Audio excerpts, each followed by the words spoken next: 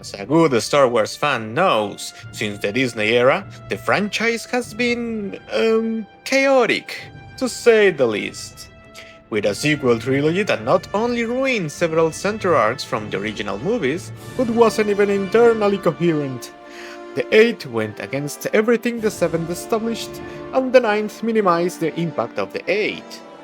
This had led to terrible consequences, because as they say, all roads lead to Rome, and almost every single series now has to include some Easter egg or secondary plot that tries to justify the mess those films created. Since then, the productions have been hit or miss, with massive hits like the first 2 seasons of The Mandalorian and the absolute gem that is Andor. We also got a couple of good series like Bad Batch and Rebels, but a ton of misses, like the horribly produced and directed Obi-Wan Kenobi, the literal sleeping pill that was the Book of Boba Fett, and let's not even mention the Wattpad fanfic known as The Acolyte. That's why the consensus is that the saga has downhill since Disney bought it, and Star Wars is deader than my hopes for a better future. Nevertheless, there is one place where the saga seems to shine with the same intensity as before: the video games. So, without further ado, join me as we check out these games because while there aren't many of them, even the shittiest ones are actually pretty decent. We'll start with a short adventure in virtual reality. While it's super short and simple, I like it a lot.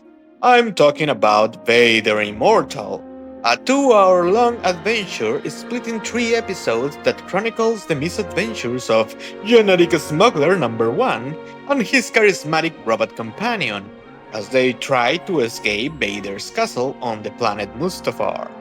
While it's true that the script is the weakest element because the plot is full of holes, mainly cause you and nobody quickly dominate the Force and even defeat the one and only Darth Vader in single combat. Where have I seen something similar?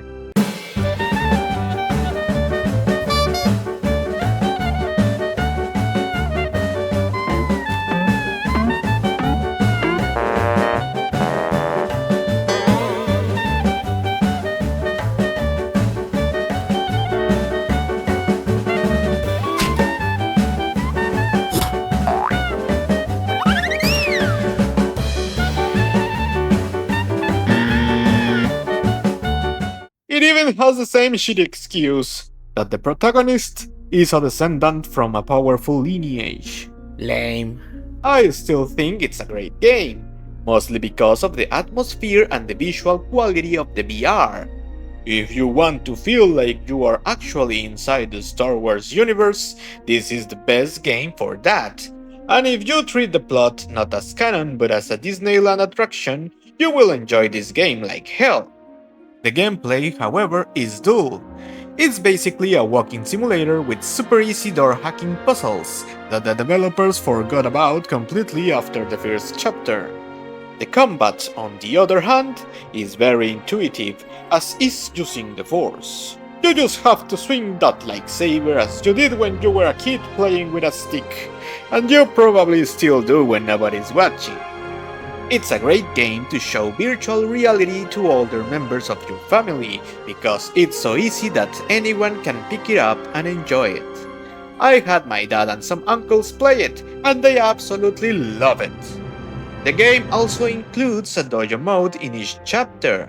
In this mode, you'll have to fight against waves of enemies using your lightsaber, the Force, and a couple of extra weapons. I highly recommend getting it if you own a headset, but make sure to get it at a discount, because the Meta Store is usually quite pricey.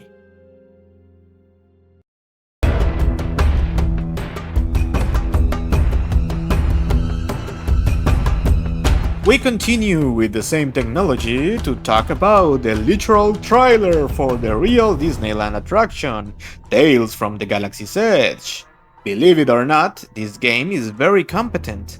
The combat feels good, you have an inventory, HP, gadgets, collectibles, a decent variety of pistols and rifles, and everything is wrapped up in an entertaining plot with funny characters and a couple of familiar faces. The downside of this game is its graphics. It's primarily a Quest exclusive, so the only place you can see it with beautiful graphics is on a remaster exclusive to the PlayStation VR 2. I can only dream of a PC port or at least a graphical update for the Quest 3. A game that, despite being set in the sequels, is surprisingly good.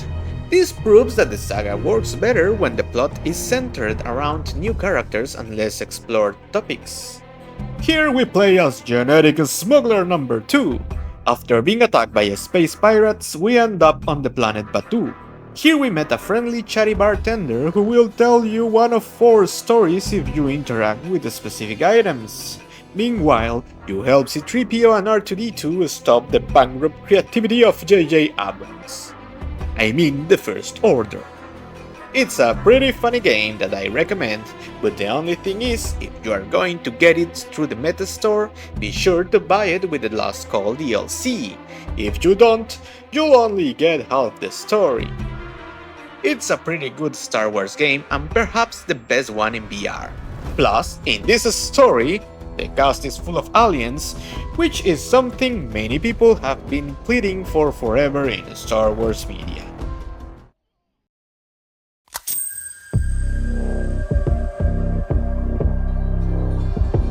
Next up is the game that everyone has trashed, but after trying it, I didn't find it as bad as people say.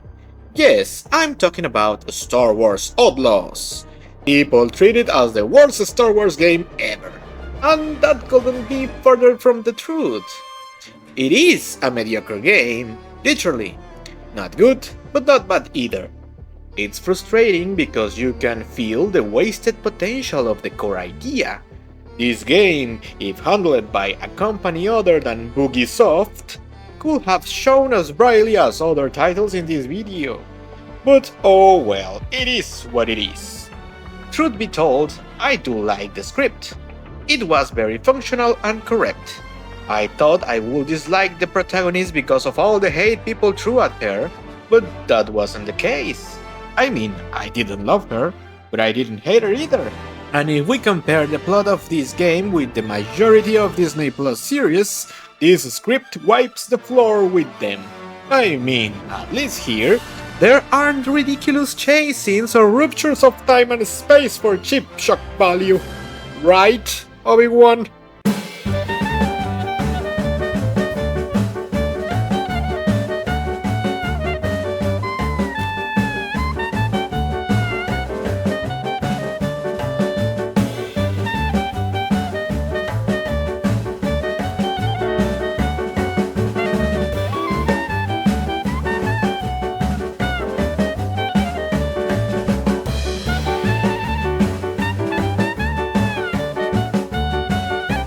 The gameplay is the most Ubisoft than a Ubisoft game has ever Ubisofted. It features an unnecessary open world map, which if you are a fan, you might still enjoy exploring on your speeder, the efficient enemy AI, and the ridiculous reality that you can knock out the stormtroopers with your bare hands. But that's more a problem with the saga itself, not just this game. Huh? Huh? And what I truly dislike, you can't keep rifles permanently. You always have to drop them when they run out of ammo. Still, it's a really entertaining game to while away the time. I like to call it the Hogwarts Legacy of Star Wars. Because just like that game, the main plot isn't very interesting, but the locations and other details are very enjoyable if you are a fan. That's a great example. A cousin of mine is a huge Harry Potter fan, and he loved that game. I gave it a try and got bored quite quickly. Conversely, I enjoy Outlaws, and my cousin got bored quickly. That's why I like to use that comparison.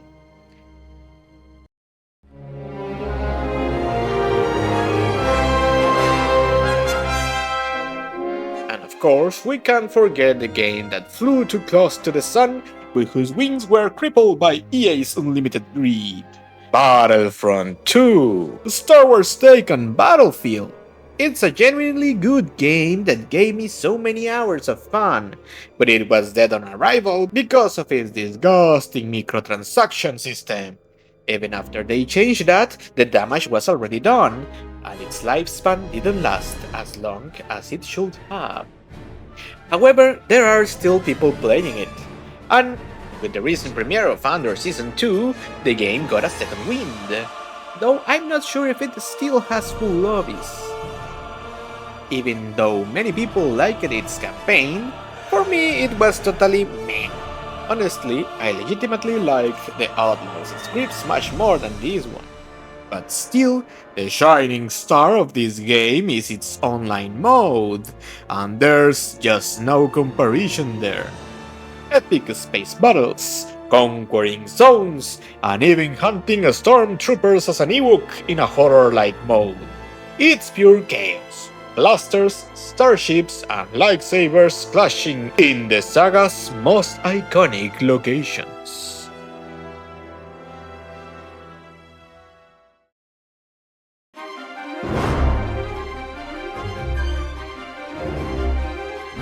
But even if Battlefront 2 has space battles, I've never had more epic dogfights aboard one of the franchise's starship than in Star Wars Squadrons. Really, this is a game where paradoxically the lack of ambition from EA is what hurt it. I don't know why with them it's always all or nothing. Either we mess up a game with abusive microtransactions, or we drop the ball on a project that still had potential. In this case, it was a really good 5v5 online game, where the system was deeper than the space battles in Battlefront 2, but not as complex as a full flight simulator. It features a console to reroute energy to weapons, shields, or propulsions, as well as different kinds of missiles, mines, flares, and other gadgets to equip on your ship, depending on the class. Really, I've never had space battles as intense as when I played it online. Sadly, its lifespan was even shorter than Battlefront 2, because the same year it launched, EA announced that the game would not have DLCs or any kind of extra content, aside from one map only.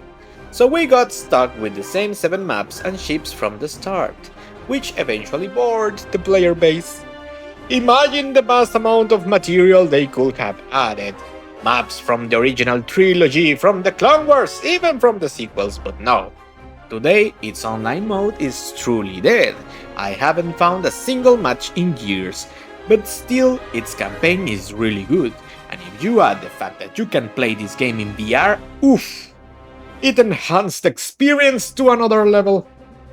I like this campaign a lot because it shows a conflict in the dawn of the New Republic, but you play both as a New Republican and an Imperial. If I remember correctly, this is the only plot in all Star Wars games, pre and post Disney, that showed us that perspective in a deeper way. The only other game that comes to mind when you play as a bad guy is The Force Unleashed, but even there you fight against Imperials and eventually get redeemed. But in this case, the Imperial pilots are 100% loyal to their factions throughout the entire game, showing us a largely unexplored side of this galactic conflict until the Andor series. This is a game that is still worth it for its story mode, and if you have a VR headset, you just can't miss it.